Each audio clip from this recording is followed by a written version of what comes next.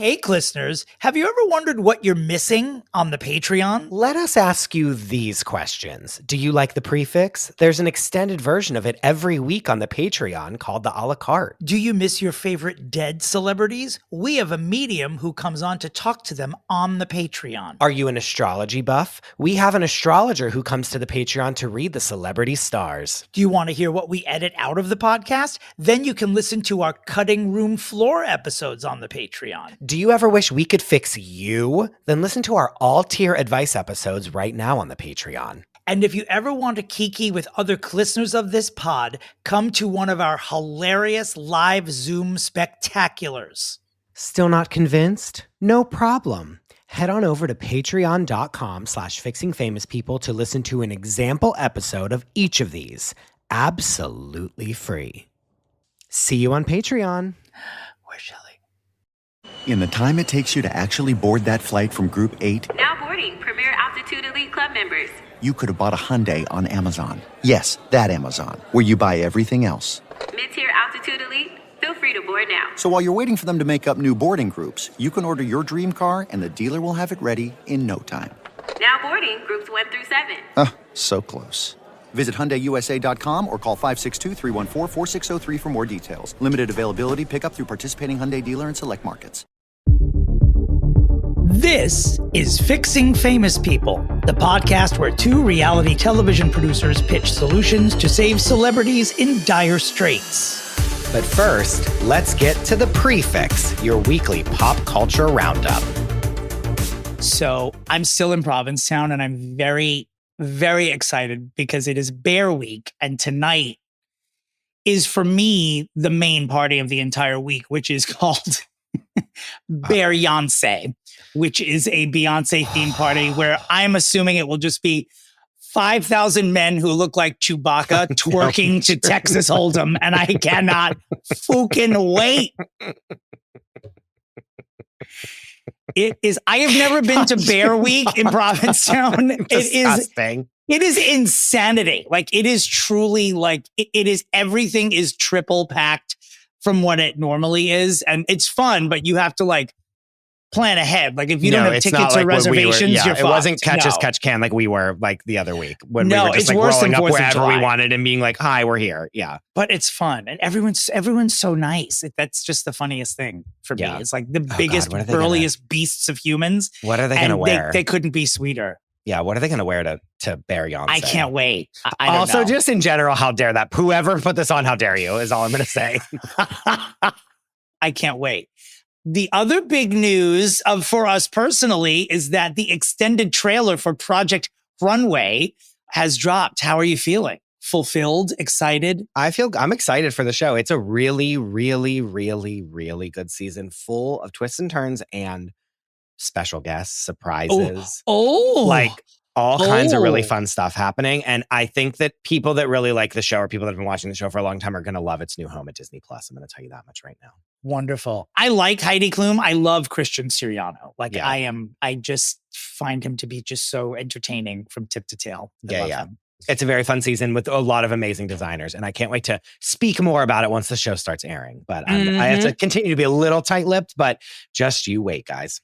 But yeah, I'm excited. Well, lips are not tight today. Oh, that sounded disgusting, but we'll leave it in. Lips are wagging today because right before we started recording, the Emmy nominations came out. Truly 5 minutes before we started recording. Truly 5 minutes. Nothing like earth-shatteringly surprising. It's just a pretty good... TV's pretty good right now. No, like it is, but like, I don't know. How do I feel about it? No, it's almost like we have our hacks, we have our Only Murders in the Building. We have our shows that have been coming back year after year, which we love.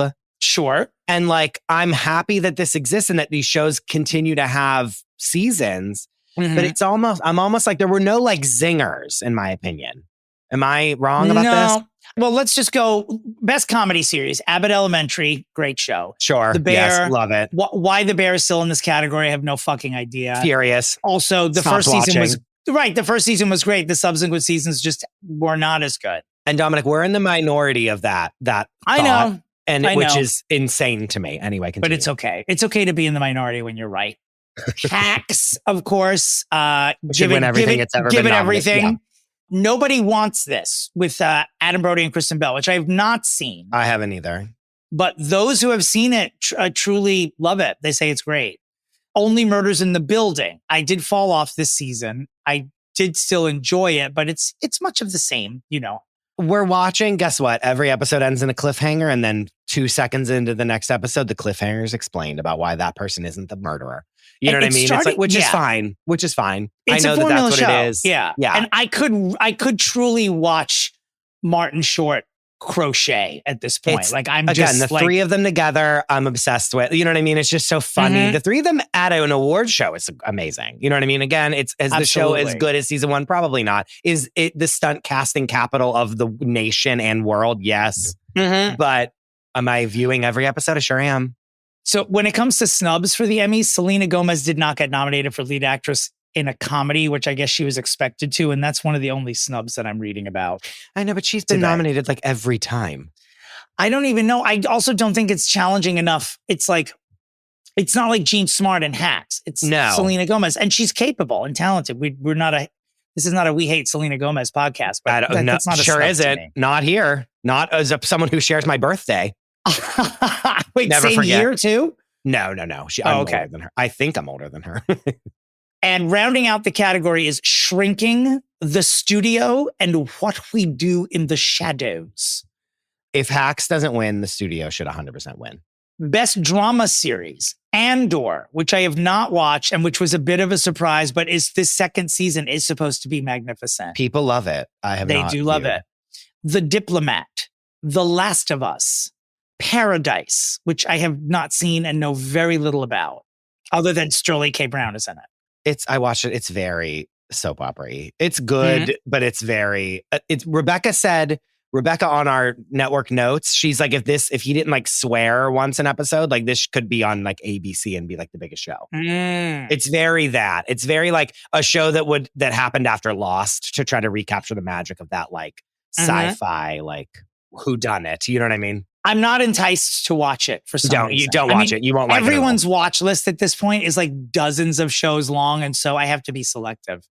The Pit, which is, I think, to win at this early stage because people are raving about it. Noah Wiley is nominated for Best Actor. Yeah.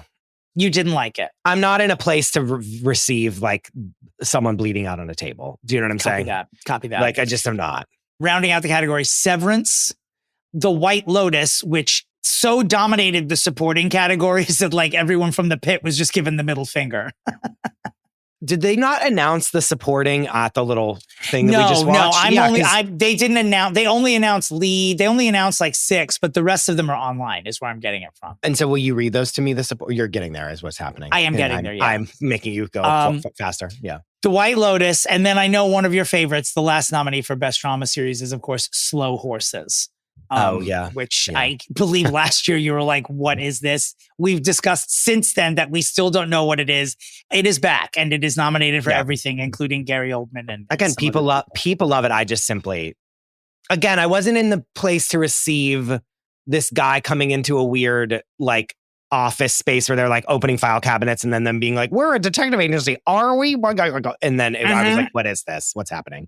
Let me turn on Sailor Moon for the 9 millionth time is what I did. So that's like letting you know where I'm at spiritually and mentally. So here we are, supporting actor in a drama series. So from White Lotus, we have Walton Goggins, Jason Isaacs, and Sam Rockwell. That's a tough one because I thought Sam Rockwell was going to get guest nominated. This is like pulling between those three. That's a pretty tough choice. Why wouldn't they announce this on that little thing? It would take them for 15 more seconds. Why didn't they announce that? Right? I don't know. I really don't know. And like these are big stars and like huge show that we love. Anyway, continue. And that broadcast ended like incredibly abruptly and then just sort of went away and then went back to some, like a Zyrtec commercial. I was like, where is someone going to talk about the other shows? It literally was a Zyrtec commercial. So the other nominees in supporting actor for a drama, 3 of them are from Severance. Tramell Tillman, John Turturro, and Zach Cherry. And then there's 1 nomination for James Marsden for Paradise. Patrick Schwarzenegger was tipped to get a nomination and did not, which I was a little surprised about. I don't think he supporting actress in a drama series, we have 4 from White Lotus. Carrie Coon, Parker Posey, Natasha Rothwell, which is a lovely surprise, and Amy Lou Wood. Julianne Nicholson is nominated for Paradise, and Catherine Lanasa, I don't know if I'm saying that right, is nominated for The Pit. I'm surprised they're all put up for supporting because none of them are the lead because it's an ensemble show. Is that what that is? Yes. For White Lotus, I don't think they would like for lead.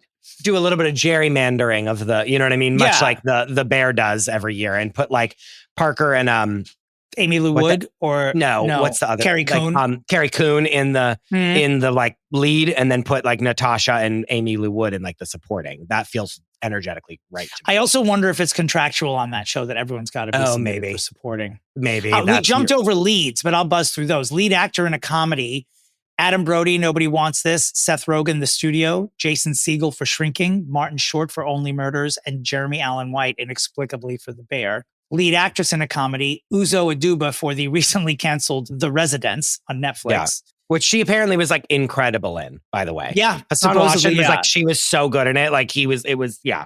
Kristen Bell for Nobody Wants This; Quinta Brunson for Abbott Elementary; Ayo Edebiri for The Bear; and Jean Smart for Hacks.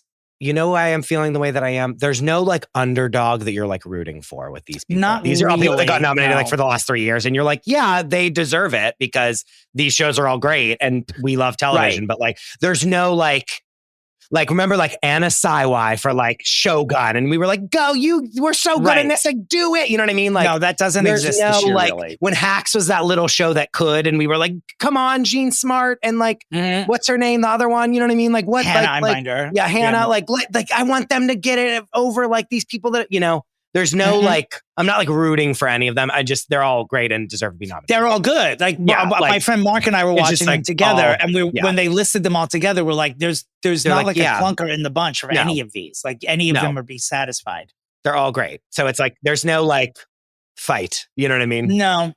Lead actor drama: Sterling K. Brown for Paradise; Gary Oldman for Slow Horses; Pedro Pascal for The Last of Us; Adam Scott for Severance; and Noah Wyle for The Pit.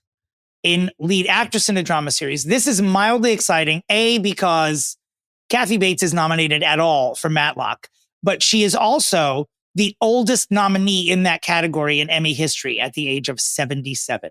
Wow. Catherine Louise Bates. Kathy Doyle Bates for Matlock, your future Emmy winner for lead actress for Matlock. Also in that category is Sharon Horgan for Bad Sisters, Britt Lower for Severance, Bella Ramsey for The Last of Us, and Kerry Russell for The Diplomat. People like that Diplomat show. I've never seen it. I know. I feel like if I watched it, I would absolutely be into it. Sure, but of course. Yeah. And then when we saw in that little preview where fucking what's her name is in it with her, and the bad guy from The Knight's Tale, and what is her name? Allison Janney.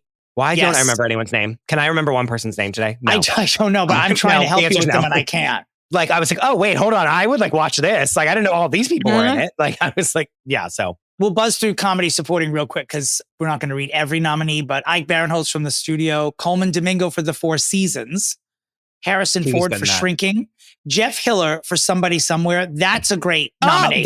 That's a great He deserves it. That's a great nomination. There we go. There we go. Eben Moss Bacharach for The Bear, who's won 2 years in a row, so take a break. Michael Urie for Shrinking, and Bowen Yang for Saturday Night Live. Oh, good for him. Now, if there's the snub this year, for me personally, it's that Ego Wodum was not nominated for SNL because I find her increasingly so funny, faultless on that show and just hilarious. But without her, we have Liza Colon-Zayas for The Bear, Hannah Einbinder for Hacks, again, inexplicably in this category. I know they don't want her to take away from Jean Smart, but Jean already won the past 3 years, so just put Hannah in that category and she'd probably win it because she's really good. Yeah. Catherine Hahn and Catherine O'Hara for The Studio, Jessica Williams for Shrinking, and Janelle James and Cheryl Lee Ralph for Abbott Elementary. We will not go through all of the limited series and anthology ones, but Adolescence, Presumed Innocence, and the Lyle and Eric Menendez stories are all heavily represented.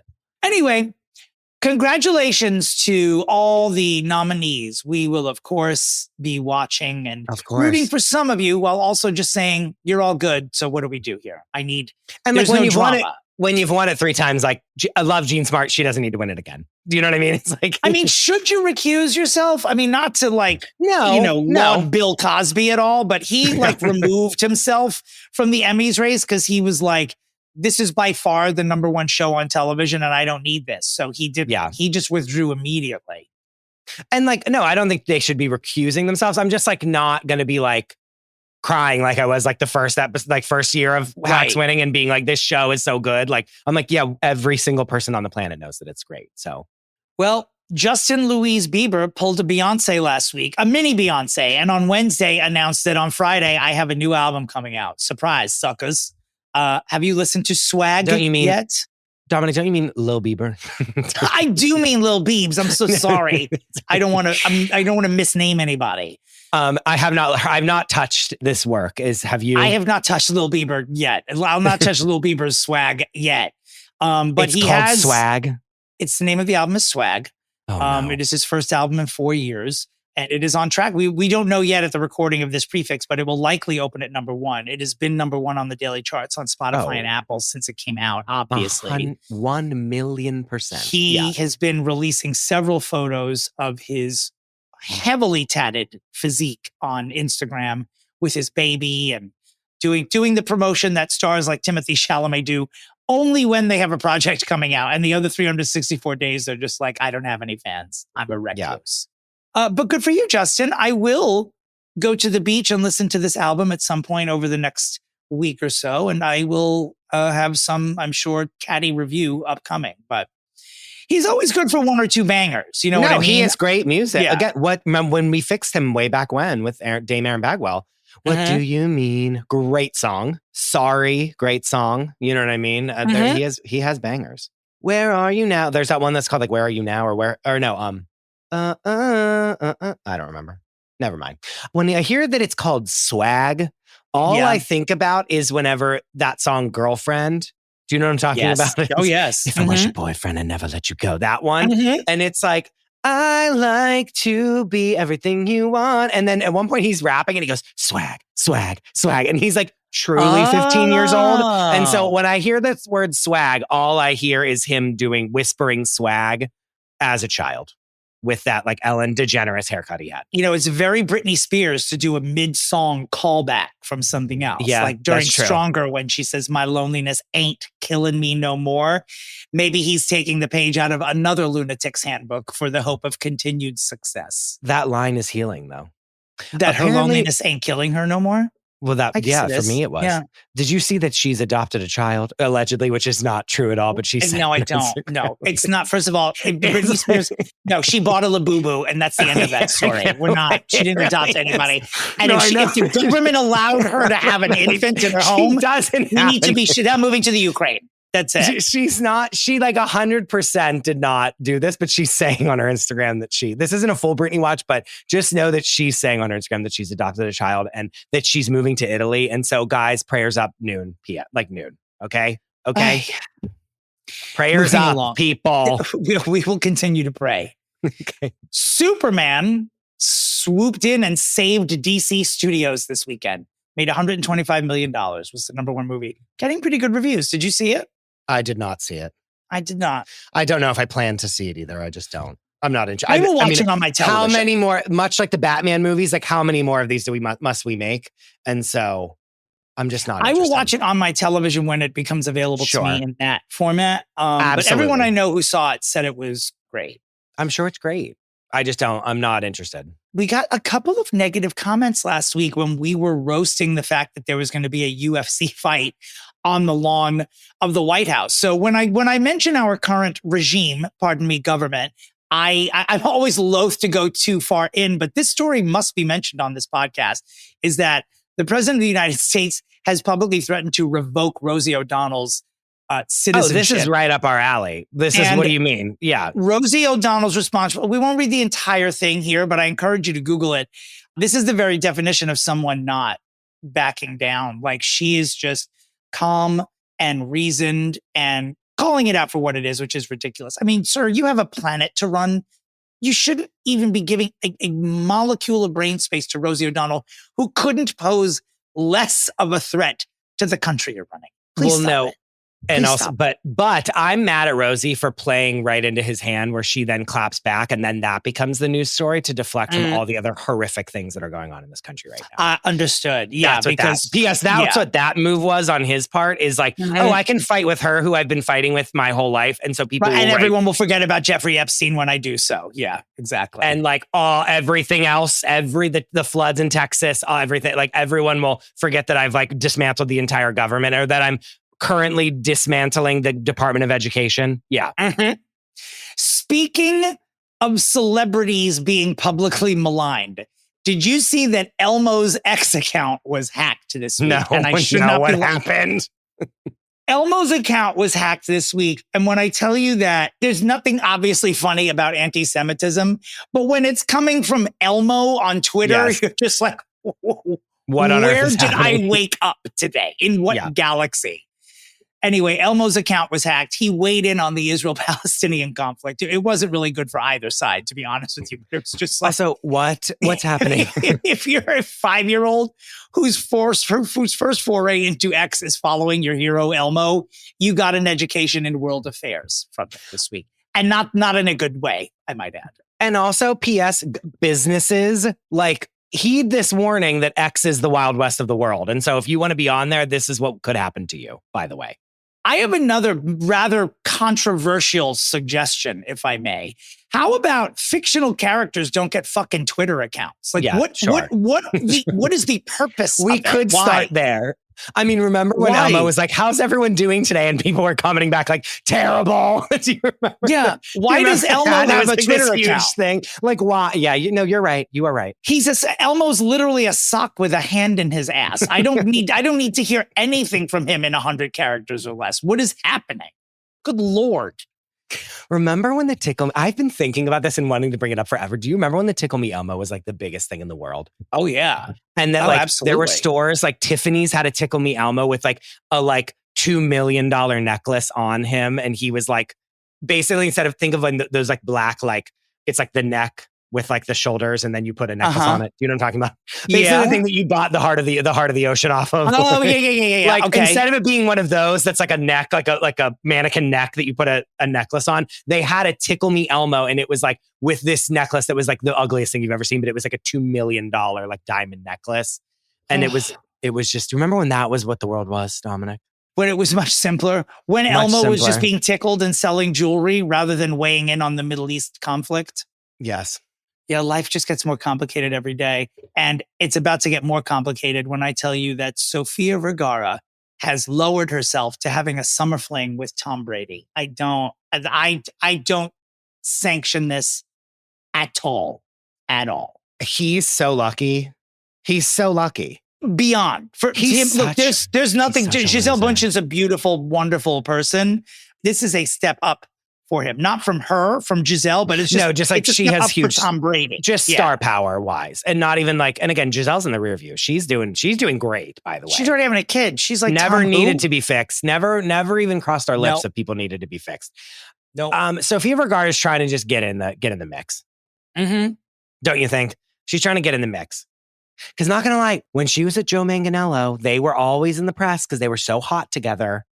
And now she's alone, and she was like, I don't know. Look, why even bother? It's like, you know what? If you're getting nailed by Joe Manganiello for 5 years, like when that's done, why bother having sex again? Just stay home with Pornhub. Yeah, like what are you gonna do? Just have your memories. Yeah, you've already peaked. That's your Oscar dick right there. Like you're not gonna Tom Brady? No, ma'am. Come on, Sophia. Come on.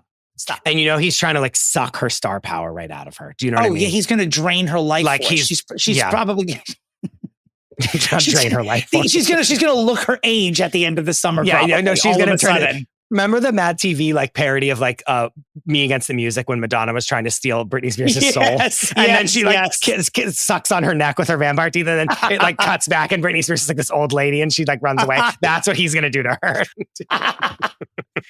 Be careful, Sophia.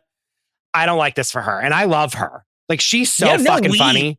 Stan Sofia Vergara. I don't want genius. I'm scared for her. Well, all of our idols are falling one by one. I mean, Elmo, Sofia Vergara, but it doesn't get bigger than this. As was it Dame Erin Bagwell who said this to us on a text this week? We have lost Gail and Oprah. America. Oh yeah, we have lost them. They are on vacation with Kris Jenner, modeling caftans, posing on the yacht. Yeah, who are they? We're done with Gail and Oprah. The era of Oprah has ended. She's on a kimono vacation with Kris Jenner. We're done. Good night, Oprah. Thank you. And for like your service. posting 3 peas in a pod, the 3 of them. It's really bad. Gail's on the list. Gail's got to be on the list. And I, of the two of us, was the one fighting tooth and nail to keep her off the list, just because, like, I felt like she survived going into space with Katy Perry as a decision. She but did. This vacation with KJ? Absolutely not. What's happening? It's all falling apart. At least we're documenting it in real time. At least this podcast will be an accurate time capsule for future generations or colonizers of this world to figure out what happened. Because when Kris Jenner, Gayle King, and Oprah Winfrey are modeling caftans on a yacht together as quote unquote friends, how dare you? Kris Jenner, stay away from those women. Stay away from them. Stop it.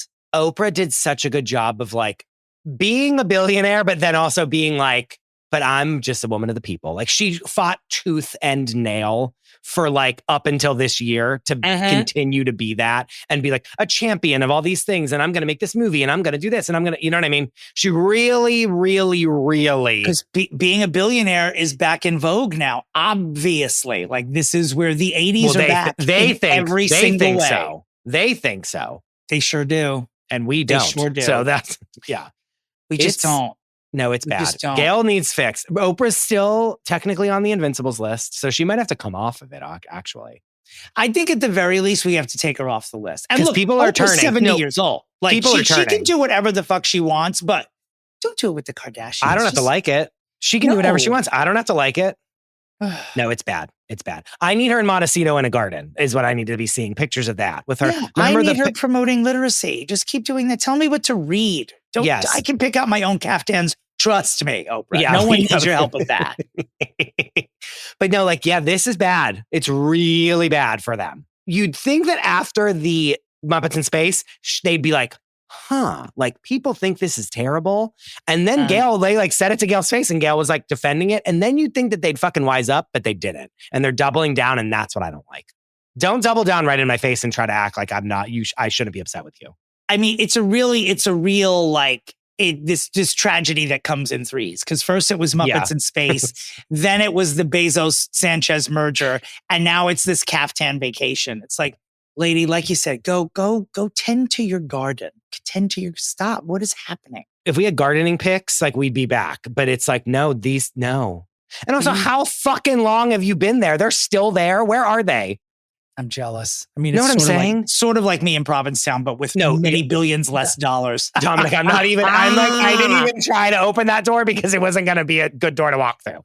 But like, do you know what I'm saying? It's like, you're still there after this wedding. I'd be like, after all the hullabaloo, I'd be like, get me the fuck out of here. You know what I mean? All right, we're going up north and then to the east, where Drake, Canadian superstar Aubrey O'Gay, known to you all as Drake, performs in the UK and brings out Furious Vanessa fucking Carlton. Wow. Dominic, how so mad how dare he weaponize Vanessa Carlton 1,000 miles against us? How dare he? I truly, I don't know that I was aware of what a super fan you were of 1V Carlton, but yeah, I mean, she's fierce. Yes. 1,000 miles is like one of the biggest songs of millennial time. Like, you know what I'm saying? Like, that's in our bones, baby. Like, we were there with her on that piano, being pulled by a car, driving through the streets, playing it away and singing. The fact that he tries to be such like a gangster and I'm like so hood and so like, I'm fucking hard. And I'm like, this is my issue with the whole thing. Like, I like Vanessa Carlton. She can perform wherever she wants. Yeah. But Drake is trying to make himself out to be the toughest tough guy. Vanessa Carlton should be at the bottom of the list of people you're going to bring out on stage to support you. It's just bizarre. Like, Drake should be bringing out Azalea Banks and duetting with her, not with fucking Vanessa Carlton. 1,000,000%. Good Lord. And I just don't like it. I don't like it at all. And it's like, don't do this to us. Don't do this thing that we love and don't try to make us like you because you align yourself with a millennial legend. He performed 3 nights in the UK, and on the second night, the crowd started chanting "fuck Kendrick" rather loudly. And he sent his assistant backstage to get him a cocktail and looked at the audience and said, "I'll drink to that," and then just drank to "fuck Kendrick." Okay. And P.S., all the people in that audience of Drake that think that they're hard, guess what they were fucking singing when Vanessa Carlton got on the stage 1,000 motherfucking miles. It's the strangest. Well, I mean, everyone knows every word of that song, do they not? Yeah, but like really, like what is he going to do when the American leg of that? Bring out Kenny G? Like what are you doing, tough guy? What are you doing? Yo, fuck Kendrick. God. Ladies and gentlemen, my bestie, Amye. Why? Yeah. Why? No, literally. P.S., I'd be like, I would hit the roof. I'd like go kill him myself. How dare Bodicea after fucking like whatever whatever song he has. I don't even know any of his songs. Hotline Bling, like, you know what I mean? Hotline Bling transition into Only Time. No, thank you. Whatever the name of that song is. That's what I call his whole catalog. I think I'm going to stop watching it just like that. I think I watched my last episode last week. I feel like it's trying to personally offend me with its content. I've had the karaoke episode. I've had enough of it. Dominic, the karaoke episode is my favorite episode of the show. I believe you, and I understand why, but I've just had enough. I think I've just had enough of it. I'm never going to stop. I'm going to complain about it every day of my entire life to every person that'll listen, but I'll never stop. It's too good of a train wreck. SJP was on Watch What Happens this week, and in a very brief interaction with Andy Cohen, who was answering viewer questions, said, "Did you ever date Nicolas Cage?" And after a very brief sort of like, "Should I answer this?" face, she was like, yes, I did. And was basically like, that's all I want to say about that. Oh, I wonder when. I don't know, but I just found it so juicy. You need to look at the clip and just see the look on her face. She clearly shut it down. And then Andy said, "Okay, then we have to talk privately about this. As in, you're my best friend and I never knew that you fucked Nick Cage." Yeah. The Chrisley podcast is back. Todd and Julie Chrisley have been out of jail for 50 days today, and their podcast is back. To say what?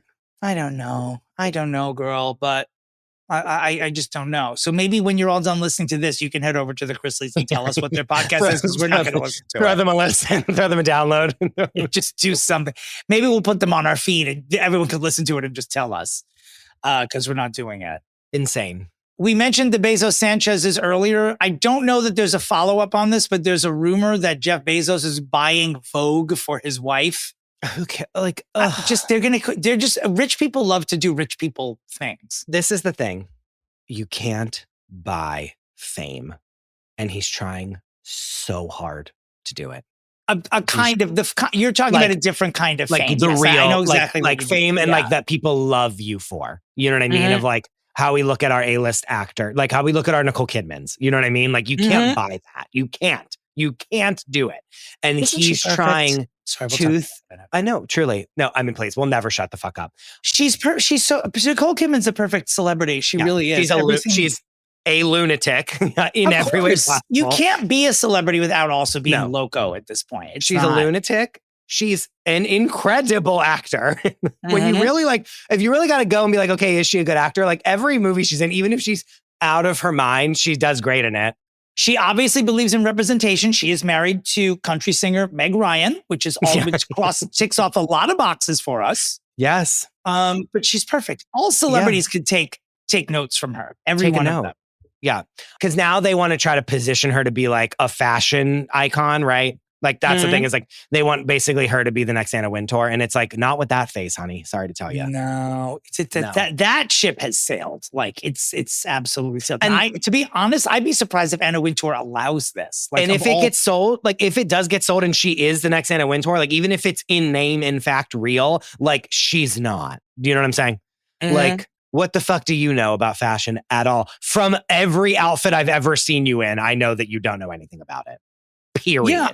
I mean, she basically didn't even wear a top to the inauguration. If I remember, where it was like, never forget. Like Donald Trump and Lauren's nipples were the entire inauguration. I've gone through so many other things with her since then. I didn't even remember that. That like weird, remember the shirts that you would buy and it was like a little teeny little thing and it was all these little like triangles and you pull it apart and it was like a stretchy shirt. Like, I don't know why that's like what she wore to like go to their fucking wedding, basically. Right. Like when they showed up in Italy, I was like, what is this dress? Looked like that.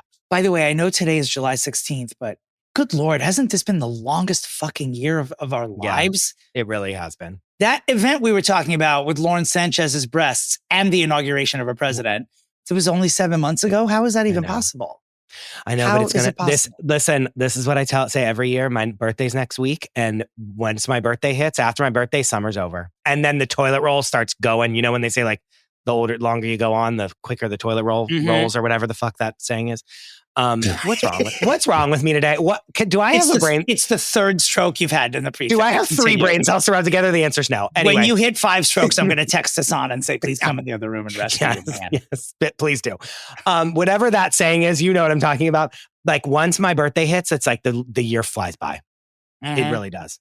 Because then you get into August and then September. And then when you're in September, like August even is like back to school in New York and like we're moving. Like people are moving, it's going, we're going. And then once you hit September, you're done. The year's over. Then you're flying through. I mean, you know, we're different. Like for me, summer is like October 15th. Also because the tank tops never end in my house. So I don't recognize the change of seasons religiously. Much like how Mariah Carey doesn't recognize time. I'm sort of the same way as her. Yes. Anyone once you hit 50 years, you won't recognize it as well. Bitch, I'm going in reverse. I don't care what anybody says. There's not enough gym time and beard dye in the world to make me get older. Oh, P.S. Many people have been commenting saying that your neck looks great. Remember when we were really concerned about your neck? People have been saying like, Dominic, your neck looks so good. And I don't know if they're just doing it to like be funny, which is also, it is funny. But like they have been saying that you have your neck. I will be honest. It absolutely has gotten better. I am using a different product, which reminds me, Tom specifically asked me about. I sent him my neck thing and I want to update with him. I haven't decided yet if I'm going to reveal what product I'm using because I want them to pay for it. So I'm going to ask them first. And then when they say no, I'll probably still mention it anyway. But having a little bit of a beard does help with the optics of a neck. So that's like probably 75% of it. But I did find a new product that I've been using for 6 months and it has sort of smoothed it out a little bit. It still looks like a 54-year-old neck in person. I just don't want it to look like an 84-year-old neck is my problem. No, You know what, though? I'm only 5'4", so when I'm with someone intimately, they can't see my neck anyway. They could just see my hair and the top of my hat. That's pretty much it. And hope that I'm cute when they look down. Sure. Moving on. Tyler Perry accuser Derek Dixon has spoken out exclusively to The Hollywood Reporter. And he said, I couldn't stay silent anymore. Everyone deserves to go to work and do their job without their boss trying to have sex with them. My only question with this from my gut is, when are the other Derek Dixons coming forward? Because there's no way he's the only guy that this happened to with Tyler Perry over the past 1,000,000,000%, allegedly. Where like, you know what I mean? Like smoke. Yeah. I am not comparing Tyler Perry to rapists or Harvey Weinstein or anything like that, but it's never one. And this is many people, not me, because we believe all accusers, but many people don't believe accusers until there's a group of them. Like they think that whenever it's a one-off, they assume it's a gold digger and they need mentally for a second or third person. We don't need that to happen here, but I'm anticipating that it will. Well, and it's also like he's suing him for like $200 million, which is like so much $260 million, which is a lot of money. So people are like, you just want money from this. But I wonder why it's that much money. And I wonder if that's because, like, if it's that much money, then it's going to, like, hit the news. But if it was, like, $5 million, he would just pay it. And, like, that would be it. Like, the point of it is to be so big of a number that, like, we'll get some of this and, like, it will become a national news story versus him being able to, like, settle immediately and, like, squash it. Do you know what I'm saying? And so it's always like, so I was like, oh, gold digger, this person just wants their payday, blah, blah. And it's like, sure, but like, is that being advised by lawyers to have it be this much money? Or do you think do you know what I'm saying? I mean, it's like, it depends on the lawyer. If it's a lawyer who knows 260 is going to translate to 50 and they'll get 10 million of that, maybe. I don't know. I don't know how any of that works. I just know it takes a long time and is usually ridiculous. Yeah. But I wasn't shocked whenever I heard the news, is all I'm going to say. No. In better news, Mariska Hargitay's documentary, My Mom Jane, has officially qualified to be nominated for an Academy Award. And when I tell you that the campaign has already begun, I mean, I don't think Hollywood is not going to let this end any other way than Mariska Hargitay, who was already a beloved celebrity. But I think the reception that My Mom Jane has gotten in New York and LA and previously at the Cannes Film Festival, like people love Mariska Hargitay. She's sort of like a Julia Roberts from 20 years ago with Erin Brockovich. Like, 100%. I feel like there's no stopping My Mom Jane from winning the Best Doc Oscar, which would be just seeing her at the Academy Awards would almost be enough to fulfill me. But if she wins and cries and Christian Siriano dresses her, which he always does flawlessly, what a wonderful moment in pop culture history that would be for us. Hollywood loves anything about Hollywood.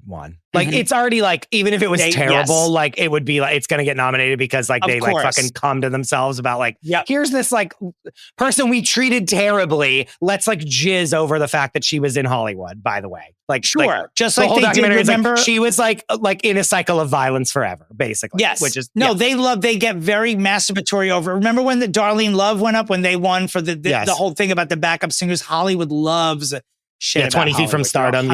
Yes, you're 100% right. Yeah. Yes. Not only that, but then also it's that thing that, again, I say all the time is like, people are like, why do people love reality stars so much? And I was like, because you're seeing them, like, you're finally seeing Mariska Hargitay like be herself and not be Olivia Benson. And so you're like so starved for a real interaction with her that isn't on a late night show. And it's like her like revealing this very intimate secret that she's had and us knowing her for so long is like also porn to like everyone that loves celebrities. And also the person that she is in real life is the person that you wished she would be. You know what I mean? And isn't like some like big cunt that's like so mean. No, at all. This is not like, I mean, I don't want to say Katherine Heigl's name, but I just did. It's not like that. You know, it's not like a Constance Wu situation where you're like getting a glimpse and you're like, uh-oh, I liked you 5 minutes ago. Mariska's like, she's it. She's an angel. Yeah. She's television's Nicole Kidman. And you know what? I may not even separate the two anymore. I would just put them on the same level. I'm almost there. What I would love, and look, no one with a working brain cell on our planet is ever trying to fix Mariska Hargitay because she arrives perfectly. She's Michelangelo's David. She's what is also like, she is Mariska Hargitay. Sure. But I would love to see her I would love to see her in something else because I'm not familiar with her. I'm sure she's done other work that I haven't seen, but I would love to see the other stuff that she does. I know, but if it ain't broke, you know. I hear you. It could be just disappointing if we're. How much money? I mean, she never needs to do it. She could be done now and literally spend $1 bajillion a year and never run out of money. I want Nicole Kidman and Mariska Hargitay to do something together. And dare I say it, I want them to appear in an all-lesbian regional theater production of On Golden Pond. So like every person alive that's listening to this already knew that that's what you were going to say. Can you imagine them, though? Can you imagine a fun kiss between Nicole Kidman and Mariska Hargitay? Norman the Loons. I mean, it would be absolutely fantastic. Dear God. Okay, we have to go. Like, I have to leave. So what can we? Well, then don't make me sit here and talk about myself about Denise Richards' marriage expenses. We told you last week that Denise Richards and her husband have filed for divorce. The information we didn't have at that time has been buzzed about endlessly on the internet, which is how Denise Richards and her estranged husband spend half of Denise's $250,000 monthly earnings. And people have been laughing their asses off because they spend a month. They spend $15,000 on meals, which to me sounds like Grubhub every 10 minutes. That's amazing. That's quite a bit. I have no notes about that. If I had that money, I would be like, it would be more, by the way. Continue. Rent, $18,000 a month. Okay, you're rich. I understand that. Yeah. Here's where people start going crazy. Clothes, $20,000 a month. And this is what people are raising their eyebrows about is how are you spending more money in clothes than rent? And why aren't you borrowing these things and returning them? Okay, but here's what I am telling you is that I think that this is what he is putting forward. Like, I don't think this is like fact. It's what he is saying they spend because he's petitioning to get spousal support from her. Because you are correct that's what this is from his camp. Doesn't have a job. Like, correct. You know what I mean? Because he's a fucking loser. And so I think that all of these numbers are extremely padded as well because he wants to try to prove that there's probably faulty receipts like out the fucking wazoo that he's going to try to like put through a court to try to get money from her every month. And he's trying to get as much as he can. And so he's throwing every single piece of spaghetti at the wall to see what's going to stick. And he might come out with like 50,000. Do you know what I'm saying? He's trying to get like $100,000 a month from her, 100%, because he's a fucking piece of shit. He also included $500 for their phone bill. But like, how? That's not possible. Like, how do you have a $500 phone bill? There's no way. I don't know. Maybe it's for both of their phones. Maybe that's the family plan. I don't and never will have children, so I'm not familiar with how that works. But I don't know. $10,000 in groceries and $15,000 in meals. What I'm saying to this man is, your family's eating too much. That is an entirely they're not. That's entirely too big of an amount of money. Look at them. They're not eating enough.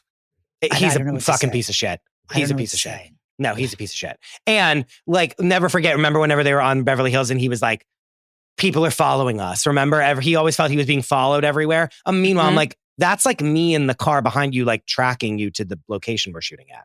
Maybe that's what the $15,000 in entertainment money is every month, is the drugs that make him paranoid that people are following him, perhaps. Yes. Yeah. Okay. So I bet if we reduce the entertainment amount, all the other amounts would get lower as well, because he'd be less of a paranoid liar. Yeah. Coming up on the a la carte, Michelle Pfeiffer rips Bill Gates a new asshole. I'd love to say. Wow. Have we not talked about this? I mean, we can on the a la carte. Do you want to talk about it here? No, let's do it. No, let's do it there. We'll talk about it there. A hilarious story that was sent to us by Rebecca Bregman. Another fun sentence to say.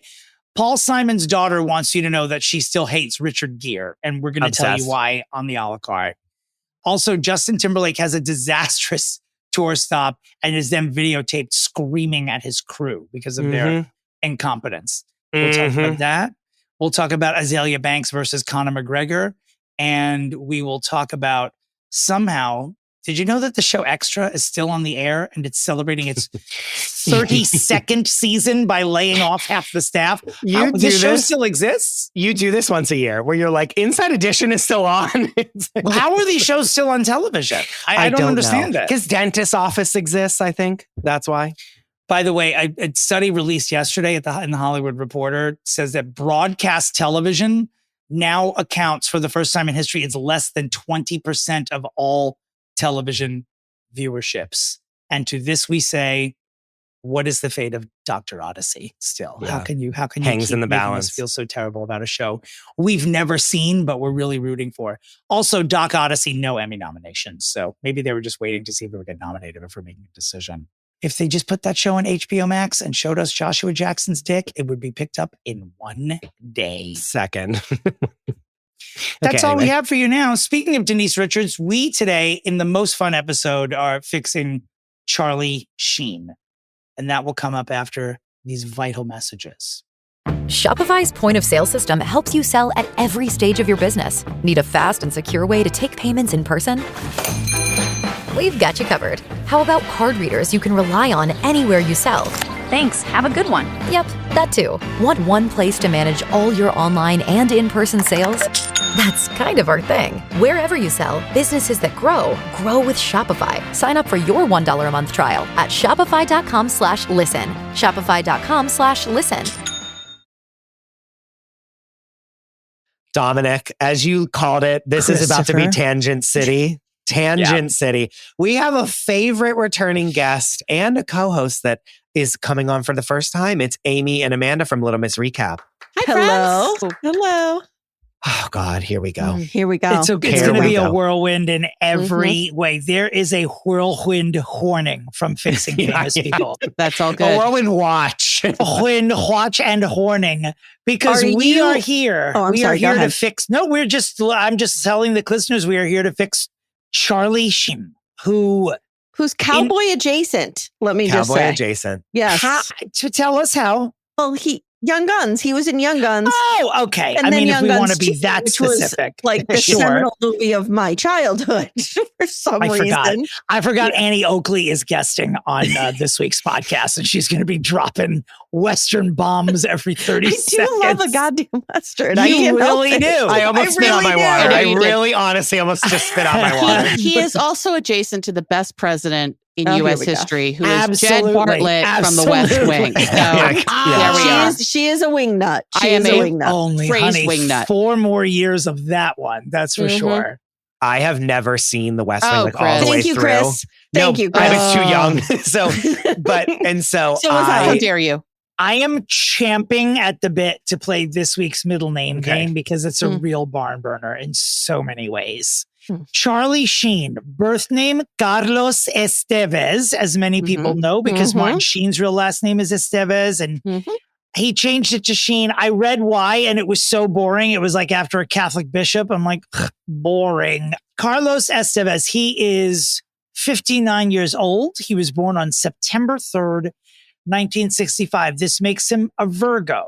Yeah, not a Libra. We don't claim him. Not a Libra. He is a Virgo. He was born in New York City, New York. Carlos Estevez, known to you as Charlie Sheen. What is this person's middle name? I have him up on Wikipedia already, so I will discount myself here because Amanda, you should be awarded the Nobel Peace Prize. You I have my above standards. Every other nominee that I am aware of today. You are better than those people. Well, I'm only aware of one right now, so I would like to think I'm better. I think it was rescinded, though. I think I hope so. So Let's hope so. Let's hope so. Yeah, Amy. Okay, so I purposely did not look this up because I knew it would be asked, and I was thinking about it today, and I thought, is he the eldest son? And if so, maybe it's Martin. It's a good guess. Carlos Estevez. Carlos. He is not the oldest, though, Amy. Yep. Carlos. Fuck. It's going to be tough for you. Eduardo.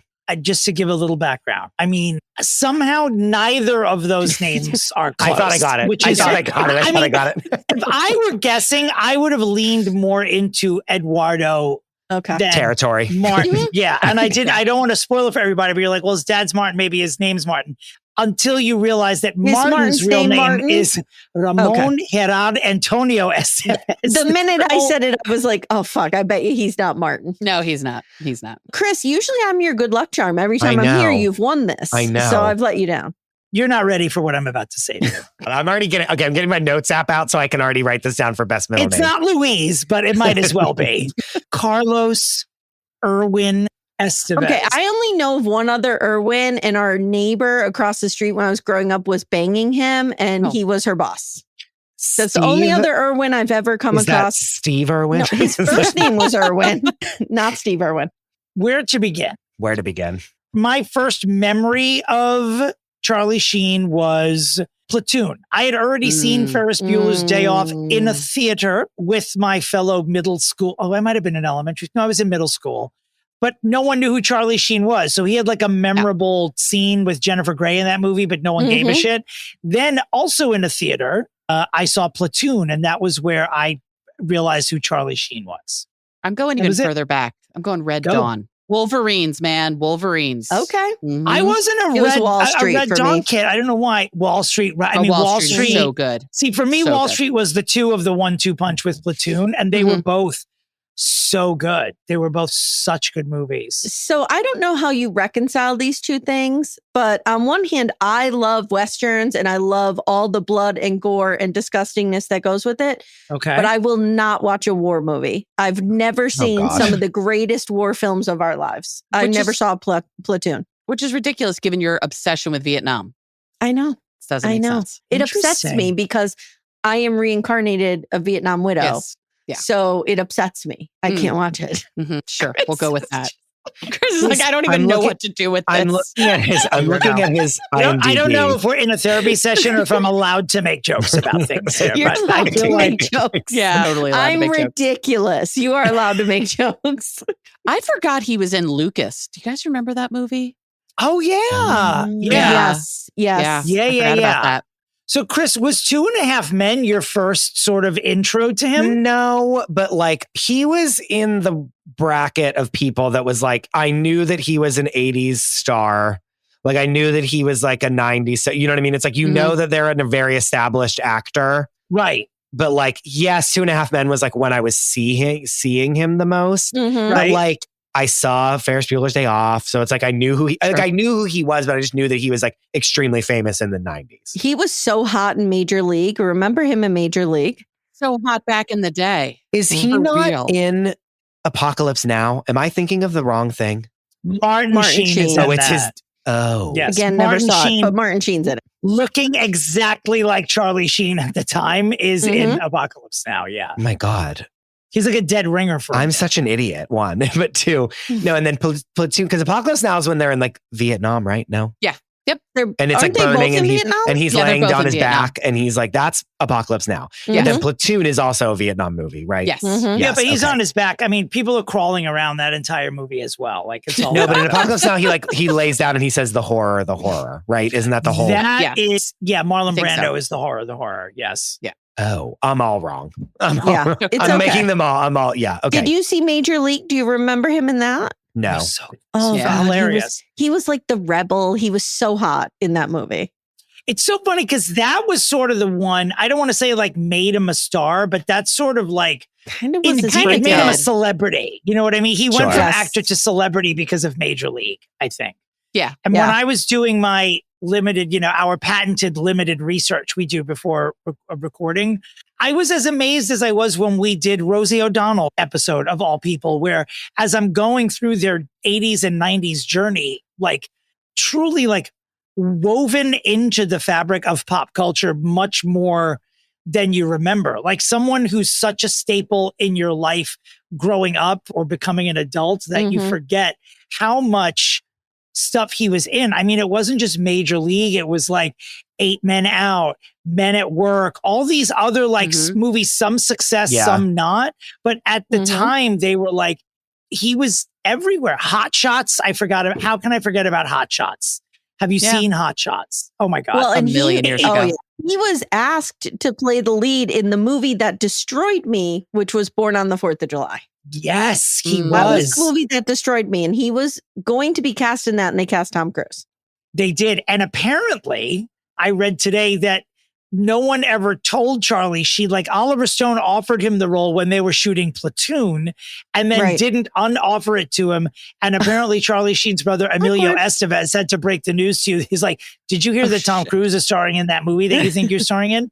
And then either didn't speak to Oliver Stone for many years or wouldn't work with him for many years because of interesting. Okay, so he didn't like show up on set and, No. But personally, I just think it would have been I think for a director to do back-to-back Vietnam films, great. I think for Charlie to do it would have been, I don't know, a little bit weird. I don't mean to sound like unveteran or anything, but I think 2 Vietnam roles in a short period of time, I think would have been a strange choice anyway.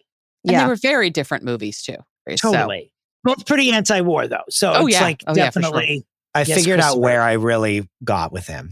Okay. And all three of you are going to truly want to kill me. Oh God. No, like you are correct to be like, oh brother for this. Okay. So like, yes, 2.5 Men is like when he's like on my screen every day and I'm seeing him and like, I know John Malkovich. I'm going to get so angry. I already know what this is. So I'm leaving the frame. Go ahead. Say it. I know what you're going to say.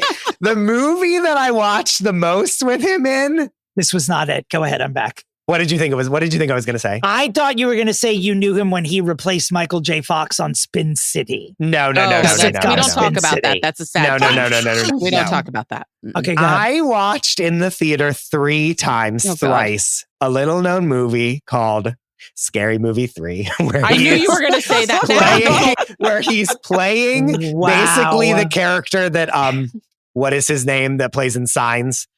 What's the guy that's in Wild Things with Denise Richards? Wow, connection. Not Kevin Bacon. Not Kevin Bacon. No. My Joaquin Phoenix? Oh, never mind. I'm thinking it's someone else. Never mind. Okay. I was forgetting that it's Mel Gibson and Joaquin Phoenix in that movie. Yeah. Mel Gibson is in Signs? Wait, hold on, guys. Yes. Yes, he's the lead. Yep. Oh, God. I haven't seen it in so long. Yeah. Filmed right around where I live. Really? Yeah. That means Mel Gibson was like in my vicinity at some point. And I don't like it. So 2.5 Men, like, does he have a troubled... I think he's always sort of viewed as a bad boy because he's a good looking dude, but he's not like, things aren't going like crazy bad for him really until 2.5 Men. And then all the stories start coming out. Mm-hmm. He's married to Denise Richards at this point, and he starts having a pretty public drug problem. He's going in and out of rehab several times, going in and out of relationships at the same time. And again, it's like, he's always like, he always has this like devilish smile. Like it's hard to treat him like other destructive or self-destructive asshole celebrities because I don't know if it's because he's cute or impish or a Nepo baby, but he got away with a lot because he's so tongue-in-cheek about himself. You know what I mean? Yes, Like he's it in on him. the joke. He's in on the joke.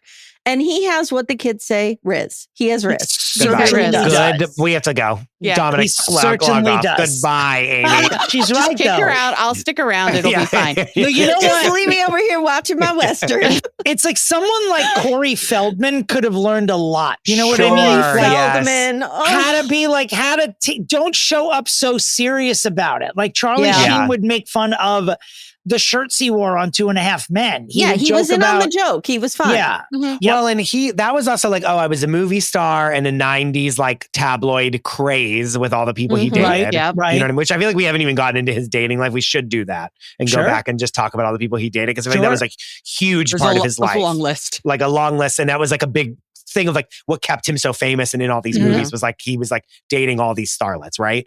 He went from that, then he kind of goes away and is like in the early 2000s, like isn't really doing as well as like he did in the 90s. And then to get on it wasn't on CBS too? Yeah, like a seat show that you know is going to go on forever because it's Chuck Lorre and it's going to be syndicated and it's like a huge draw already. And then he and John Cryer are on it and Holland, you know, these stars are in this show. He then's making so much fucking money again. So he's like, I'm on the number one show in the world. I'm like, every door that I've wanted to open since I was in Platoon is opening for me. You know what I mean? Like I can do whatever I want. I'm a drug addict and I have all of the money in the world to pay for everything that I want, including drugs, all drugs, sex workers, et cetera, et cetera, et cetera. And everyone wants to be my friend because I'm on a hit TV show. I always had empathy for him. I really did. Yes. Like it was so clear. He was mentally ill and I just, we all laughed at the tiger blood. We'll get there. We will get there. I always just felt bad for him because he's doing this in such a public way and he's just imploding and imploding and he keeps getting another chance because he's on the number one TV show and he's Martin Sheen's kid. So he's like gonna keep getting these chances. He's a good actor. He's a good actor too. He's a great actor and you don't get a comeback like this very often. Like the person who really did well with this was Robert Downey Jr. Yeah. You know, I don't know. Maybe it was because he was I mean, Robert Downey Jr. is very good looking. He's very good looking. He's so hot. He's so hot. So which direction would we're at a fork in the road here. Sorry. At one end is the girlfriends and at the other end, tiger's blood. Which way do you want to go, Chris? Let's do the girlfriends. Let's do the girlfriends first. Yeah. Charles Carlos Irwin has been married 3 times. He has 5 children and 1 grandchild. Can you imagine if your pawpaw is Charlie Sheen? Wow. I just go straight to my great grandfather then. I just skip over a level and be like, I'm just going with Martin Sheen. Yeah. Yeah. Now, one thing that I don't know, I want to say I forgot it, but I don't know that I ever knew this. But at one point in the 90s, Charlie Sheen's fiance was Kelly Preston. I knew that. Oh, I didn't know like that. John Travolta's wife. John Travolta's wife. Yes. Yep. Yes. Wife, beard, whatever. Yeah, and apparently in January of 1990, Kelly Preston was hit by shrapnel after a gun went off in her and Charlie Sheen's house. Oh, great. Oh, God. Sum up a relationship in one sentence without exaggerating. And that would be it, probably. Yeah, I'm going to say, right, when we get to the girlfriends, like now that we're in the girlfriend section, I'm sure that this is going to be riddled with like real problems. Right? It's going to get dark.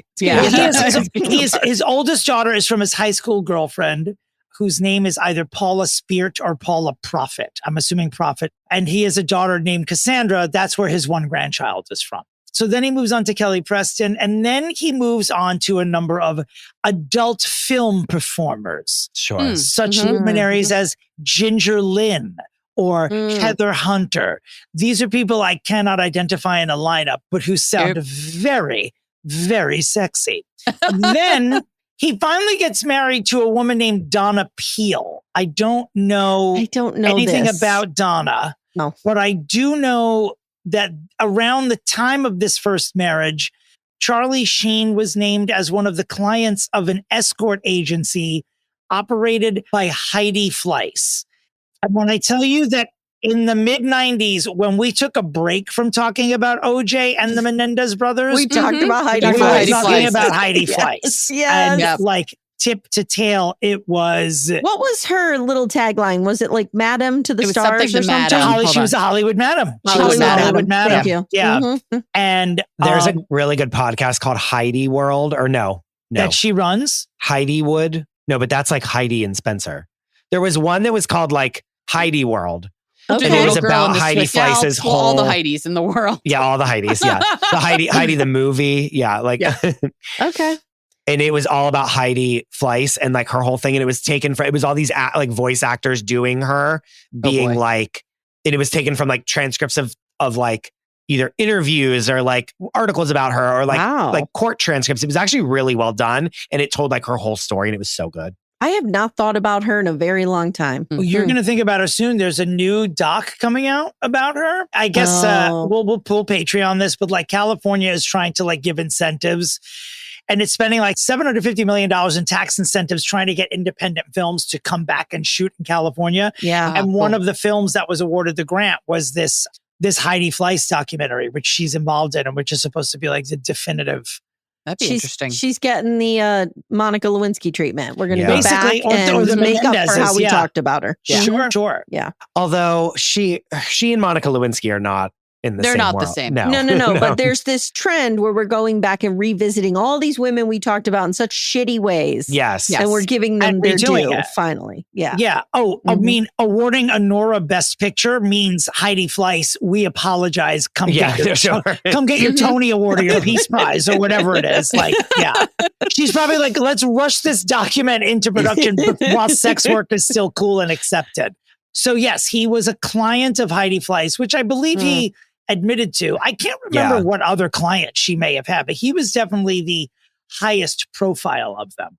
And then in 2000, so obviously this bad boy reputation of him, mostly because of this association with Heidi, this I remember as being like a turning point, which is why it was like mildly controversial that he took over for Michael J. Fox on Spin City, because Michael J. Fox is greatest actor of all time. No. With the word I'm looking for, like, but as strong as like Angel Devil, like Michael J. Fox is an angel and Charlie Sheen is like devil in prison. What did you think I was going to say about Michael J. Fox? I am a Michael J. Fox. diehard Michael J. Fox fan. He is my teen crush that I still love more than anything.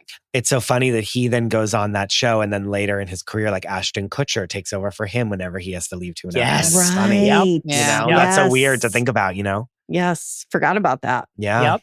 And I would also like to remind you that Charlie Sheen won a Golden Globe for his performance on Spin City.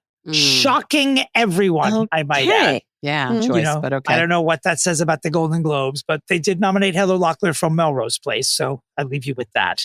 Best performance by an actress in a leading role. God, I loved Melrose Place. See, I never watched that either. So in 2000, what happens, Dominic?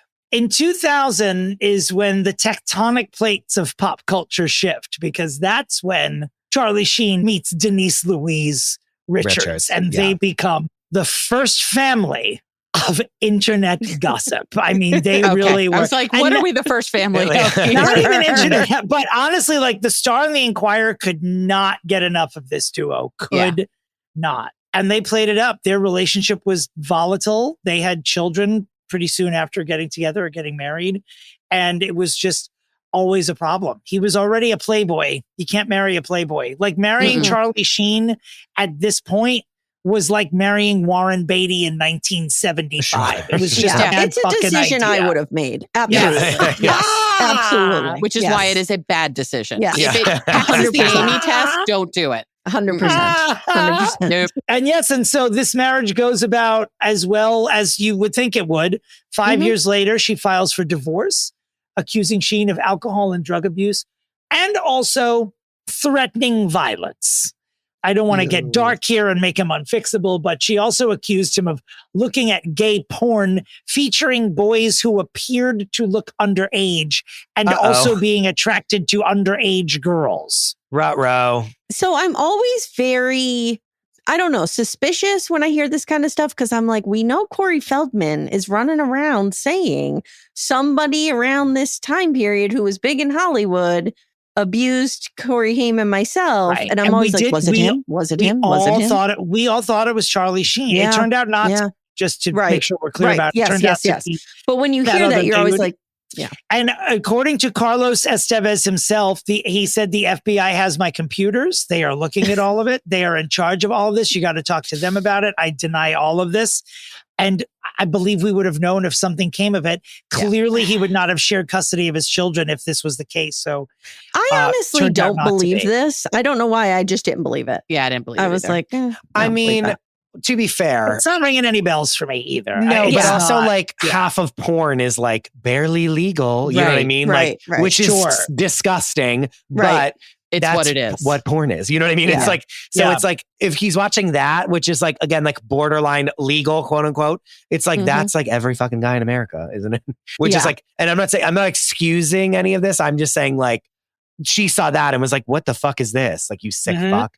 Yeah. I'm sure, which is I think in the war with CBS, they would have found something if there was something to find. 100%. Like that's, I don't know about a morality clause, but underage porn probably would be something they probably sure. Yes. Because he is in it to win it right now. Like he is literally, he goes from Spin City to 2.5 Men. Like, so while all this shit is going on and he's married, like he's in the tabloids all the time and also on the top rated shows on television. So those two facets sort of feasting off of each other, that's pretty rare because he didn't turn anyone off. You know, it's like it was a strange casting decision. Like it made sense. It made sense, but like it didn't make sense because what a risk. Right. The news around him. Yeah. Yeah, but they love doing that with men. Oh, sure. That's true.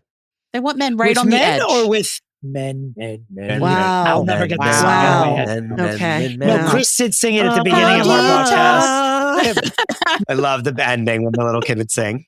So Denise and Charles, actually, I can't even say Charles because he was never a Charles. He's just Carlos or Charlie. Their divorce is finalized. And then just really not enough time later, he marries a young lady named Brooke Mueller. Or is it Mueller? We'll say Mueller for now. Mueller. It's Mueller. Well, before sorry to stop you, but even... Not at all. The timeline on this, there are peaks and valleys every 35 seconds. Please go. Mm-hmm. Well, and Denise is kind of like mum's the word for a while, but Amanda and Amye, I know that you're watching, you know, I made you watch Real Housewives of Salt Lake City, which you hated. If you want to just pop in, and you don't need to even watch that much of it, but if you want to just pop in to Denise Richards' season of Real Housewives of Beverly Hills, there are so many times and she's like, oh yeah, my ex-husband, like she spills so much dirt about Charlie, what it was at. She's like, he would come home for Thanksgiving with 2 hookers in the convertible to the house to like come to have Thanksgiving dinner with me and my family and him. And that's and I set another plate and we had him over and that's what happened. And that was what my life was like when I was married to him. That is a whole new view of look who's coming to dinner. Oh yes. Yeah. Like random people he found on the street that day were just like in my house with my kids. Like, and she's like, that might be entertaining. Yeah. Anyway, moving on. Denise Williams more pro-sex worker than any of us could even pretend to be after a statement like that. Good for you. Not kicking, setting a plate. I guess good for you? Question mark. Great. Denise Richards versus Denise Williams. Denise Williams is saving the best for last. Wait, did I say Denise Williams? Yeah, you did. Denise Williams, who sang "Let's Hear It for the Boy" from Footloose. Is that what I'm talking about? Yes. I have 80s. Are you okay? 80s. No, I think I smoked some weed from the 80s, and that's why I can't get that. Got it. Makes sense now. Denise Richards, thanks. I'll even leave that in just as evidence for me losing my mind. This will be the episode where it begins. Okay. We got it. Sure. I'm pretending we're leaving a trail. It's right now. It's right now. Breadcrumb that started in March of 2023. So Brooke they have twin sons, Bob and Max. Yeah, I you remember don't hear that. much about Bob and Max. You hear a lot about the daughters. You hear about Sammy and her sister. Well, and I was like, who names a kid Bob in like the 2000s? People did. Someone on drugs. That's who. Someone looking for a little bit of irony. I don't know. I mean, someone I don't drinking know. tiger's blood. Yeah.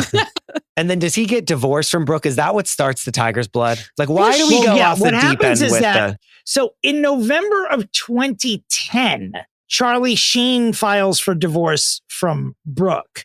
And then I believe it is in 2011 when the shit hits the fan on 2.5 Men. So he is like in the news every day for something. So because for the third time in 12 months, he's had to check out of 2.5 Men to check into rehab. This eventually leads to his departure, which he makes worse by like publicly and slamming the show's creator, Chuck Lorre. He also makes comments about, you know, if he ever came back, he would need a 50% pay raise, even though he was already the highest paid actor on television, I think, at the time. But he said compared to what the show was making, he was not making enough money. All this to say, 2011, kind of a pivotal time. It's the end of his 2.5 Men. It's the end of his marriage. Also, at the same time, he is living with adult actress Brie Olson, and simultaneously living with another woman, a graphic designer named Natalie Kenley. And he starts calling this pre-Corey Feldman harem his goddesses.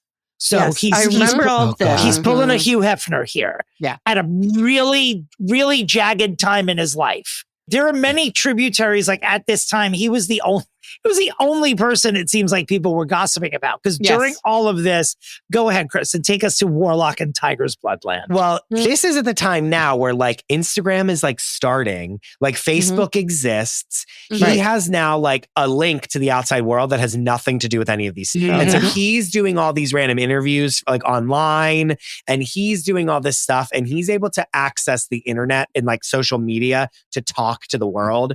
And so he's off the deep end, obviously on a bender after divorcing this wife, and like, again, has all the money in the world, has all the power in the world while he's up to 2.5 Men. So he's like doing every drug known to man, banging whoever he wants, doing all this shit. And then when he gets fired, he's like, I'm winning. Like, again, that was like I remember they played it on like the radio as like a slogan, like, it became that like winning became this whole like before squad or any of these other hashtags that we like would put up in the early, like, you know, in that era, it was like winning was like the first hashtag we all like tweeted. You're right. Historians will remember that the leader of the free world got that from Charlie Sheen. Charlie Sheen is absolutely the one who introduced winning as like a flex phrase to the world. It was absolutely him. He started talking about tiger's blood, how he was drinking tiger's blood all the time because he's a winner. He was a warlock, right? Yes. And he was a warlock. I forgot the warlock part. And he's a wizard. You know what I mean? Life, so. Yeah, she did know a real life warlock. Yeah. Oh, really? My grandmother used to go to a warlock. For what? Or psychic. He was a warlock, but he was a psychic, and she would go to him. And then she said once he got his exorcism, he was no good. She couldn't go to him anymore. So once the demons were out of him, then he didn't have any magic anymore. Yes. That is really something. Dear God. I mean, okay, so is this Tiger's Blood nonsense adjacent to Billy Bob Thornton and Angelina Jolie's hijinks? No. Okay, because they're just wearing each other's blood. If only. Yeah. If only. Gosh. That's human blood. This wasn't a sexual thing, I don't think. Okay, because that was real sexual between them. Oh, yeah. I feel like the tiger's blood is the precursor to all of these like fitness influencers that only eat like raw meat and like die. Do you know what I'm talking about? It's like that mentality of like, I'm a man and I'm going to like eat only raw meat. And like, I'm drinking blood and I'm like a carnivore thing. Again, he's launched many, you know, from this mental breakdown that he had so publicly. He's launched industries. Yes. Yeah, he's launched whole industries for real. Good real. job. And like, I remember being in college and we were like all laughing about this. And my friend bought a shirt that was like his face on it with a tiger mask thing that he had on. Like there was a cartoon drawing of him like wearing a tiger's head, like it was like Yellow Jackets basically, with like blood coming down and it said winning underneath it. Oh, Lord. And like poor Brooke Mueller is over there like trying to keep Bob and Max away from him. Yeah. And Denise is like, I'm out of here. You know what I mean? Right. Like, yes. This is too crazy even for me. For me. And I'm a lunatic. Yeah. So as the dark times begin, he then spends the next 4 years. I won't even read the list because no one's getting just the amount of adult stars that are just going in and out of the turnstile that he's either engaged to or dating. It's a lot. And that just becomes his thing. And I don't know what really precipitated the need for this. I believe it was because people were going to reveal this information unless he did. They were extorting him. But he reveals in 2015 on the Today Show that he is HIV positive and that he had been diagnosed 4 years earlier, 2011. What a year for this guy. I mean, like every hour some shit goes down. I remember watching it. I remember knowing beforehand, like finding out right before. I don't know how we did, but probably from the internet, that someone was going to come forward and say they had HIV. And then when we found out it was Charlie Sheen, we'll be completely honest here. I know I'm speaking for most people. Not surprised that it was him, given the dueling storylines of substance abuse and promiscuity, and the fact that there was no PrEP then, so no one was taking the anti-HIV drugs yet. So he comes forward and was actually turned out to be, I will say, a much better representative than you would have thought, because he very quickly was like, everyone that I've been intimate with since I'm diagnosed knew, so it would be impossible for me to knowingly infect anybody, because there were whispers of people coming forward and saying, I blah, blah, he gave this to me or he didn't tell me. And he was like, I definitely told everybody. And he had said that in the 4 years that he'd known he was HIV positive, that he paid extortionists a total of almost $10 million to keep it quiet. You think that's not true? I think it's 100% true. No. I think it's true. It's bullshit that people did that to it's horrible. Terrible that people would do that. 100%. Yeah. And I think someone just asked for too much money, and he was probably just like, fuck I'm done doing this. Like, what does it matter? Yeah. That's disgusting. 1 billion %. So but gross. also sort of like, anytime someone's public, anytime someone has been public about their status, it becomes part of history. And the truth is that Charlie Sheen is part of the history of HIV, because he was the first heterosexual presenting celebrity to come forward. Oh, actually, no. Magic Johnson. About that. I forgot about Magic Johnson. Yeah. Completely forgot about him. Yeah. Where was I when that? Oh, because that was... Let me see what year we were that was. young. 20 years before that, because I was a senior in college. Yeah, we were young when that happened. Wow. 1991. It was the year I graduated. I totally from high forgot. Yeah. I'm really thrilled I forgot, actually. I think it's good because even when I see him now, it's not the first thing I think of, which it would have been. That's all anybody thought about him for a long time. Sure. Yeah, I remember when that happened. And then like a couple years later, you were like, wow, like he's doing so well. Like we were all really invested. It was also, back then it was a death sentence. Yeah. Or a potential death sentence. In a way, it's not. Absolutely. Yeah. Thank God. Absolutely. Yeah. And so, it had been someone of his stature. It had obviously been decades since someone had come forward. And really, to his credit, because of that, I had to be reminded when I was researching that he had HIV, which is good because, again, once he said it, it just, you just think of it every time you think of his name, and you don't, which is good. It's good for HIV. It's good for us as a society that we're not thinking that the first thing. So agreed. High five us. I also think that him having to come out about that kind of put the kibosh on the winning and the tiger's blood and the warlock. 100%. You know what I mean? Like he had to be serious, and then it humbled him. Yeah, it actually gave him some it was a sympathy card kind of. You know what I mean? It helped because it was oh, this is sad. This is bad, and it's not him being a manic, ridiculous person. And now he kind of brought him back down to earth a little bit. Yeah, I remember. I think that he was actually, because he had been so storied as being so devilish for such a long time, that I bet he was even surprised when he came forward how much support he received from so many different communities. And when he saw that he was actually just being a role model just by saying it, I bet, I do not know Carlos Estevez, but I will tell you that I bet all the hatred turning to adoration pretty quickly, I bet it changed his personality. I bet it changed his purpose on earth. I bet, and like Chris said, all the bullshit stopped after that. We haven't heard any. Yeah, we didn't go back to the tiger's blood after that. No, he's been relatively quiet since then. Yeah, thank God. By the way, Sheen's disclosure of his HIV positive status corresponded with the greatest number of HIV-related Google searches ever recorded in the United States. And during the 3 weeks following his disclosure, there were nearly 3 million more searches that included the term HIV, and a 95% increase in over-the-counter at-home HIV testing kits. So it is truly not an exaggeration to say that he saved people's lives by announcing his diagnosis. And A study named it the Charlie Sheen effect and said that Charlie Sheen did more for HIV education than most UN events. Wow. That's amazing. I feel like we're back to our slamming Angelina Jolie every chance we can get on this pod. Whether it's Charlie, the UN, Billy Bob Thornton. We're really coming at her for no reason. I'm sorry, Angelina. Yes, and it says, he said Charlie Sheen has added that he was humbled to be of service in this way. I mean, that's something good that came out of it. Yeah. Oh, yeah. Yeah, for sure.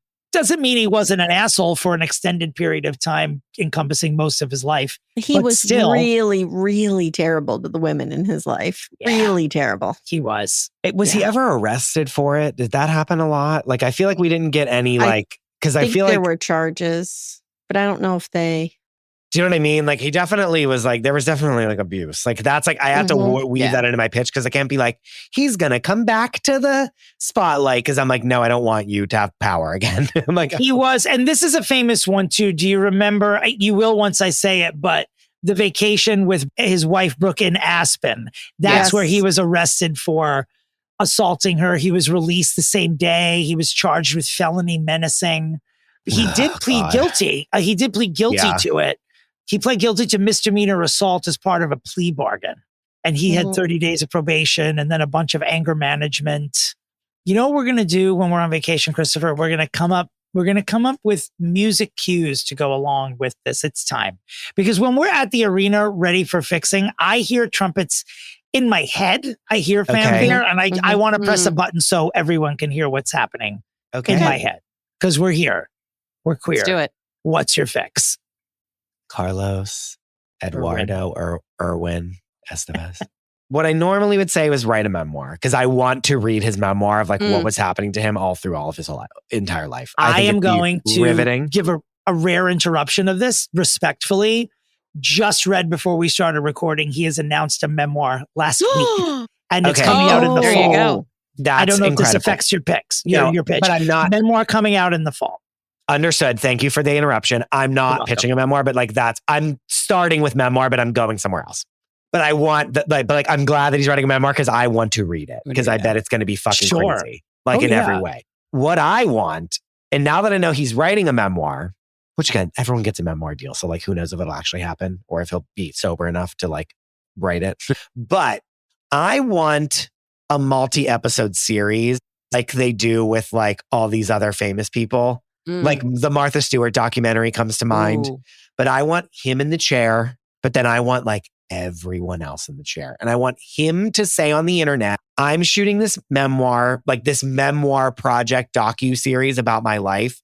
And I'm telling the whole internet and everyone in Hollywood, you can tell every single thing about me that you want. Like, I will not be upset. Like, I'm giving everyone... So is it like intervention on air, kind of? No, but what I'm saying is like when someone gets interviewed, like I want him to be like, Denise Richards, like, please tell the story of our marriage and be truthful. I won't be mad at you. I want him to like come clean. I thought it was like airing of grievances. No, it's different. No, I don't want that. I don't want conflict, but I want him to give like a public post where he's like, I am doing this documentary. They approach you. I want you to do it. And I don't want you to lie. I want you to be truthful about everything. And like, I want him to like he could do for so many other things what he did for HIV by just telling his story and being a man and like have it being the guy that like everyone thought was like a cool guy back in the day. If he talked about abuse, like if he talked about any abuse he had, if he talked about any of the abuse that he inflicted upon other women, which I think is important for him to talk about in this memoir, by the way, if he could come forward and be like, this is what I would like, I want it to be a documentary where you see all these people in his life, like John Cryer, Angus, you know, everyone that's in these movies with him. Can we get the cast of Young Guns? Like reunited? The cast of Young Guns. Yes. Goodbye. But like, if it could be goodbye. If it could be like a series where they're like, it's walking through the different stages of his life. There was one about like Mary Tyler Moore that was like multiple episodes. And like, there was one about like, if they could walk through all the different stages of his life and all the people that were around him telling the truth about how fucking crazy he was, that we would all be like riveted. Like it would rock us to our cores. And it'd just be like, I agree. This like truth telling memoir on screen is what I want it to be. I'd watch that. And he sits down and I want him to be like completely sober and just be like, this is exactly what happened. And this is what it was like. And like, I feel like he wants to do that. And I think it would be incredible. Okay. Because I can't redeem him because he's done too many horrible things. Like, you can't be like, be on this show and it'll be so funny. Like, no. Right, no. And we can't give him money and power again. We saw how that goes. No, because then he'll be an addict. Like, then he'll be scoring drugs. I don't need that. I need him like taking accountability. And that is my pitch. Whew, I have to be honest. I'm real stumped with this one. I'm real stumped. All I keep wanting to do is I keep thinking about him as an actor and how good he was in Platoon and Wall Street. Like, these were really good movies before we were even like pointing at him and being like, this guy's a really good actor. Like, he just was good in these seminal movies, and he appeared in many more seminal movies. Part of me was like, which of these do we bring back? Like, who do we reboot? Like, the Major League pitcher would be hilarious. Yes. Do we do like an Apple TV Plus where he is that character, or do we follow the Wall Street character? I don't know, but I think he needs like a repackaging. That's why the Spin City moment for him was so pivotal, because we didn't know him to do anything that organized before. Like, we knew he was funny from Major League, but before that he was an actor, and this just seems so, I don't know, like regimented. And still at a time too, when like coming to TV as a movie star, we were still raising an eyebrow. Now I don't know what's getting nominated for an Emmy or I don't know what's airing in the theaters first now. Honora could have been an Apple TV Plus movie. I would never have known about it. Like, because everything is sort of cross-pollinating. And I haven't used this pitch in a while, and it is always a go-to for me. I admit it's not my strongest, but what I would love to do is I'd like to put him in a limited run somewhere on stage in like a Jamie Lloyd production, where someone can like build a classic production that we all know around him, the way they did Pussycat Boulevard with Nicole Scherzinger. Jamie Lloyd is the same director, the same way he's doing the same thing with Evita now. We talk about it every week because Rachel Zegler is now making people pass out on the sidewalk when she sings about Argentina. I just don't know what it would be. And I want to come up with I'm serious about the idea. It's not a circus pitch, but I'm like, is it some sort of updated version of Hamlet, a one-man comedic twist on Hamlet where he's the Death of a Salesman? Death of a Salesman is where I was going. Oh, that's really good. That's a really good idea. Yeah. He could be the Willy Loman, I think. He certainly could show up downtrodden. And that's my pitch. Okay. I'm not going to lie. I mean, that's so like, I would have to forfeit it. It's got to, that almost has to be like, I mean, unless Amanda has other ideas, it really should be Amanda splitting between Chris and Amy, really. Because that's it. I mean, that's for the idea it's not the, Chris's idea is fantastic, but for what I was thinking of, that is 100% it. Like a modern day Death of a Salesman too. Since he's already doing the memoir, is he going to do a book tour? And if he does a book tour, does it look like something Chris is pitching? Do you know what I mean? Is it like Hawks, where he maybe appears with people? It's just him. Or should he go on stage and do it musically like Elaine Stritch did, perhaps? Okay. Amanda, you're the tiebreaker here. I'm the tiebreaker. My idea was good, but it's only better than good because of what she said. So I'm going to give her my idea. It's your idea, Dom. It's your idea. It's still your idea, Dominic. You have to separate Death of a Salesman from the idea, because that's a very... Well, no, but they were like, I don't know what it is. And then cherry on top of the cake that I baked. Yeah. I'm fine with the two of them just figuring out what they want to do. Okay. All right, Amanda, let's talk about this. Okay. Do I want to see Charlie Sheen, Brooke Mueller, and Denise Richards all in the same room together? I want like the opening of the coat and show us everything and just be real honest about it. A, it'd be fascinating. And B, I think it could help people. Is Martin Sheen sick or anything? Is anything going on with him? No, he's fine. God damn it. Okay, maybe we need to put him in peril and have Charlie Sheen save him in some way. I'd support maybe he's being eaten by an alligator in Disney. It's been happening quite a bit. He's tied on some train tracks somewhere, Amy. He's going to be attacked by a tiger, and he has to go get the blood himself. Set up the show as a Housewives reunion and have Martin Sheen as President Bartlett be in the Andy Cohen role. Okay, I'm here for it. Yep. So I'm going to choose Chris's idea for one reason. I don't want to give him any more acting roles and more money. And even though he won't make a ton of money, I don't feel comfortable with that. I think he'll just use it to buy cocaine or something. So I'm going to say I want to see him admitting on a stage to a bunch of people that he was a piece of shit that hurt women. I want to see that. Okay. I'm going also with loud and clear. I'm also going with Chris's idea, but not so much for the tell people he's a piece of shit, but for the potential of like showing people what drug addiction and mental illness can look like and how you can hopefully come back from it and be sober. Thank you, Amanda. He was a piece of shit is what I said. He was a piece of shit, yeah. Like if he did this, it could become like, it could like revolutionize documentary. Do you know what I mean? Like where all these celebrities are like clamoring to then do this to be like their real story. Laid bare. You know what I do mean? Do it like, while we're alive. Also, let's do it while we're alive. Right. Yeah. Mm-hmm. And we can tell also, our stories. Amanda, thank you for choosing Chris's idea without labeling me someone who's enabling an abuser and wanting to give them money. I appreciate that. That's fine. Because I don't thank see you it for that not way. defaming me when choosing Christopher's idea. I don't see it that way. Unlike Amy, I see it as there's more positive benefits to Chris's idea. Though I would watch the hell out of Charlie Sheen and Death of a Salesman. We'd all be there. What do you mean? We all would be there. So why can't we have both worlds? Why can't he do the memoir and everything, and then when he has his, he can, but someone just has to. Then he can go to that. But someone has to win. Obviously, he's going to his popularity is going to resurge from Chris's pitch, and after that, they'll put him on Broadway. There we go. And then we'll have him save Martin Sheen from an alligator. An Aaron Sorkin adaptation of Death of a Salesman. Goodbye. Yeah. Oh my God. There we go. No. There we go. We're sick, all of us. How much wordier does Willie Loman need to be? For real. I don't know, but Aaron Sorkin can figure it out. What's he going to do? Walk around the whole theater and talk the whole time? Walk and talk. Yeah. We'll do a walk and talk through the whole thing. It'll be great. Yeah. That's the one thing that will annoy Chris about West Wing is that he already knows the Aaron Sorkin style, and then to watch the Aaron Sorkin, sure, but to watch the seminal work after just knowing the style, that'll be fun. That'll be because it really and to watch is. it develop, because it does develop over time. Was your entry into Aaron Sorkin the newsroom, Chris? No, kind of, but I mean, I had seen it to the West Wing, but I loved the newsroom. I'm surprised I only got 3 the seasons. newsroom. I thought it was so good. Jeff Daniels, a great Western act, my dad. Goodbye. Okay, we really have to go. Yes.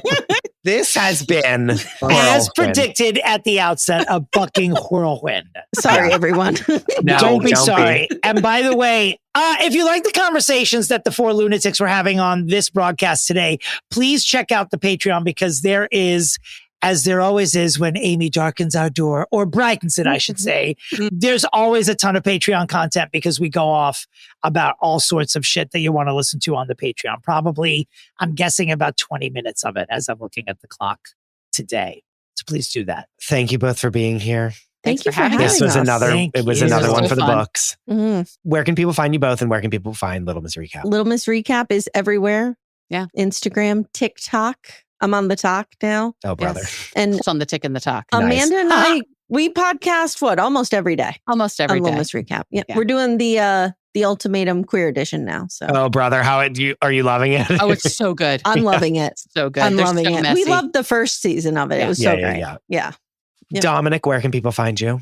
Dominic Pupa on Instagram, or my website's domentary.com, or I'm also, I think, at Domentary on TikTok, where you'll also find the Fixing Famous People TikTok, which is Fixing Famous People Pod. Christopher, Michael, DeRosa, where can the listeners of our podcast find you on what we call the whirlwinded wide web? You can find me at the Chris DeRosa. You can find the show at Fixing Famous People. You can find the Patreon at patreon.com/Fixing Famous People. You can find free episodes of every single kind of thing that we put on Patreon for free at patreon.com/Fixing Famous People. I wish you all well. And as always, where's Shelley? Goodbye.